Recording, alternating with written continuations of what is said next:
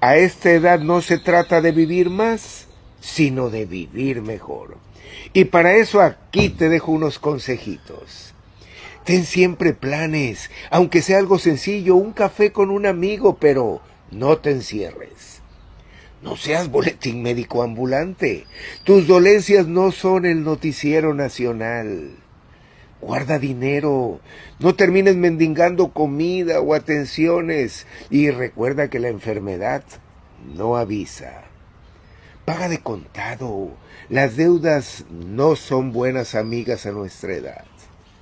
Duerme bien, no eres vampiro y la noche se hizo para descansar. Deja todo en orden, cuentas, papeles, testamento. Eso es amor por adelantado. Baja el volumen de las noticias, el mundo no se va a arreglar por verte preocupado. Ríete más con tus amigos y hobbies que con la política. No te hagas mala sangre y adopta un perro. Eso llenará tu corazón sin hacer ruido. Y no olvides alimentarte bien, hacer un poco de ejercicio, lo que quieras, pero muévete, carajo, porque el sillón es cómodo, pero te roba años de vida.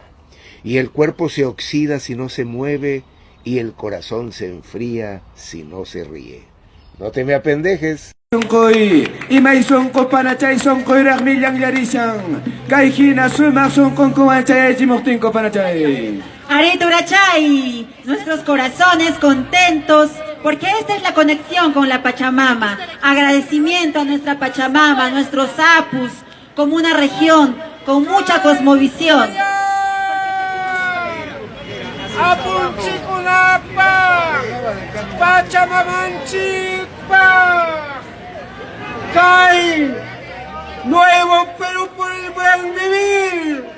Hanayman por el inapa, Huyun Chagalanchikpa, Waihei Kuna Panikuna, Kunan Manta Pachajuñuya, Purisunchik, Constituyenchik Chairay Kumusuk Llaqta Kasunchik, Waihei Kuna Panikuna, Kay, Hayachaski Kuna Waikula, Pachamama, Apukuna.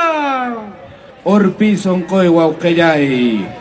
De esta manera es que tenemos conexión con nuestra Pachamama. Caipiña andahuela, surpi sonkoy, fuerte las palmas, amajina cay. Hay muertes que no caben en un ataúd, porque terminan habitando en toda una generación. Víctor Jara, el cantor de Chile, el hombre que transformó la guitarra en un arma de conciencia. En 1973, cuando el golpe militar estremeció Santiago, su voz fue silenciada, pero no como muchos piensan, no de golpe, sino con un sufrimiento que aún estremece. Cuentan que lo llevaron a un estadio convertido en prisión, donde miles estaban encerrados. Allí, su cuerpo se convirtió en testigo de la brutalidad. Sus manos, las mismas que tocaban acordes de esperanza, fueron destrozadas. Querían callarlo, rompiendo la carne que pulsaba cuerdas. Pero él, con la voz quebrada y el cuerpo sangrante, siguió cantando, como si cada gota de sangre fuera una nota final. Su autopsia reveló un cuerpo con fracturas, señales de golpes y balas, un mapa de violencia que no logró borrar su legado. Era como si la muerte solo hubiera sellado lo que ya era eterno. Víctor no murió solo.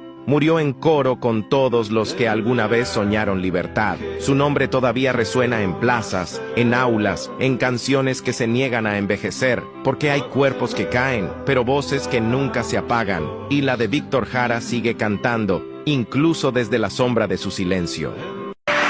Es una canción que con mucha amargura y un tanto también de vergüenza, yo quiero dedicar a esos canallas que queman nuestros bosques, ensucian nuestras aguas, envenenan nuestros alimentos y se enriquecen con las miserias ajenas. Padre, dígame qué le han hecho al río que ya no canta, que resbala como esos peces que murieron bajo un palmo de espuma blanca. Padre, el río ya no es el río. Antes de que llegue el verano, esconda usted todo lo que encuentre vivo. que le han hecho al bosque, padre, que no hay un árbol. ¿Con qué leña encenderemos fuego? ¿Y en qué sombra nos cobijaremos, padre, si el bosque ya no es el bosque? Antes de que se haga oscuro, guarde usted un poco de vida en la despensa, porque sin leña y sin peces tendremos que quemar la barca. Tendremos que arar sobre las ruinas y cerrar la puerta de casa con muchas llaves. Y usted nos dice, padre, que si hay pinos hay piñones, que si hay flores hay abejas, y cera, y miel. Pero el campo ya no es ese campo. Alguien anda pintando el cielo de rojo y anunciando lluvia de sangre. Alguien que ronda por ahí, padre. Son monstruos de carne con gusanos de fierro. Asómese y les dice que usted nos tiene a nosotros. Y les dice que nosotros no tenemos miedo, padre. Pero asómese porque son ellos los que están matando la tierra. Padre, deje usted de llorar, que nos han declarado la guerra.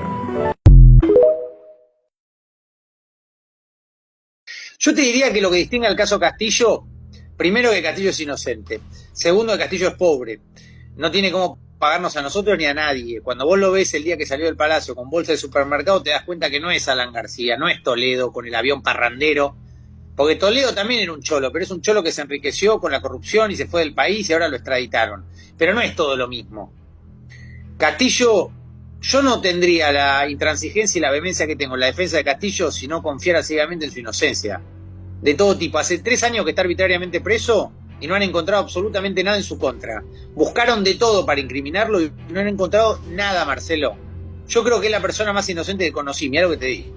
O sea, es increíble lo que está padeciendo Castillo. Resumiendo, primero no lo querían dejar asumir. Es decir, Castillo estuvo 100 días hasta que reconocieran que su triunfo era legítimo por un juez electoral que validó el triunfo, pero los estudios limeños, financiados por el fujimorismo, impugnaban los votos y decían que los indios no sabían votar, que se habían equivocado. Primero decían que los votos eran fraudulentos, luego reconocieron que eran fraudulentos, pero decían que en realidad los indios habían votado mal de todos modos. Es decir, siempre minimizando y subestimando el voto popular. Y luego lo que hay es una resolución con 101 votos, pero en ningún lado dice que con 101 votos se puede vacar legalmente un presidente. 104 es el mínimo, con lo cual no hay vacancia. Y eso es lo que nosotros decimos. Y si la vacancia no es constitucional, no puede haber un proceso penal contra un presidente mal vacado, que es lo que hay ahora en Perú. ¿Se entiende? Hay que explicarle esto a la gente una y otra vez, porque nadie tiene la obligación de saberlo. Yo no lo sabía. Y la gente tiene sus ocupaciones, no le interesa tal vez el derecho procesal. Y está bien, porque el derecho sirve cada vez para menos cosas. Pero hay que explicarle a la gente que no importa si te cae bien o mal Castillo, si el reglamento del Congreso dice que el piso mínimo para vacar un presidente es 101 votos, 104 votos, y vos tenés solamente 101, no te alcanza para vacarlo, en consecuencia no lo podías vacar. Entonces, ¿por qué Castillo no está gobernando? La pregunta. Si el reglamento del Congreso dice 104 votos mínimo, y se alcanzaron 101, faltan 3, pero esos 3 votos son muy importantes. Nosotros hemos visto un montón de ejemplos de sesiones en el Congreso que por un voto se caen, o que por un voto desempata el vicepresidente en Argentina como presidente del Senado. Bueno, acá faltaban 3 votos. Entonces, ¿cómo pueden haber vacado o decir que vacaron a Castillo si no cumplieron con el mínimo de votos para vacar legalmente un presidente? El Tribunal Constitucional es fujimorista, entonces, consciente que la mayoría de la gente no se iba a interesar por estas minucias procesales, de todas maneras dieron por válida la vacancia de Castillo porque decían que la situación era excepcional. Pero lo que decimos con Zaffaroni es que si la situación era excepcional, entonces vale cualquier cosa. Podían vacarlo con 20 votos, con 10 votos, con 5 votos, lo podía vacar mi tía, un gato. La pregunta es para qué existen los procedimientos constitucionales. Y otra cosa que es falsa, que dice San Martín Castro, que es de la Corte, no es del Tribunal Constitucional, es un magistrado de la Corte Suprema, él dice algo que Zaffaroni se ríe siempre. Hay una frase de San Martín Castro que es elocuente. Dice, En otra circunstancia de tiempo, lugar y modo, el discurso de Castillo hubiera sido muy peligroso. Si uno da vuelta a esa frase, lo que San Martín Castro está diciendo es que efectivamente en el momento en que Castillo leyó el discurso no era peligroso. Yo, si no hubiera estudiado el caso Castillo, si no me hubiera tomado el tiempo de leerlo, no es un caso simple. Si uno se queda con lo que dicen los medios, parece que Castillo, no sé, actuó de manera impulsiva, inconsciente, rebelde. Pero cuando uno ve que el Congreso peruano tiene 90% de desaprobación, que no lo dejaban gobernar, Marcelo, no lo dejaban salir del país siendo presidente. Los viajes del presidente los autoriza el Congreso en Perú. A Boluarte mató a 70 personas, tiene desaprobación mayor al 90% y le autorizan a viajar por todo el mundo. Por todo el mundo. Castillo era el presidente, el primer presidente rural de la historia. Había ganado las elecciones legítimamente y no lo dejaban viajar a México, por eso México lo apoya tanto. Y no lo dejaron viajar a ver al Papa Francisco al Vaticano, pese a que Francisco lo había invitado a Castillo. Y no lo dejaron. Y luego autorizaron a Boluarte a pasear por el mundo en viajes inútiles para lavar la imagen de un régimen que se cae a pedazos.